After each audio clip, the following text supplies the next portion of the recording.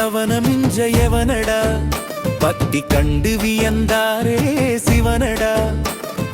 பக்தியிலே அவனமிஞ்ச எவனடா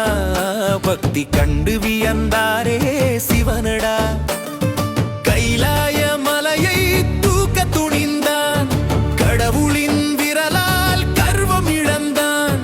வலியால் துடித்தவன் இசையாய் மாறினான் வல்லவன் சிவனின்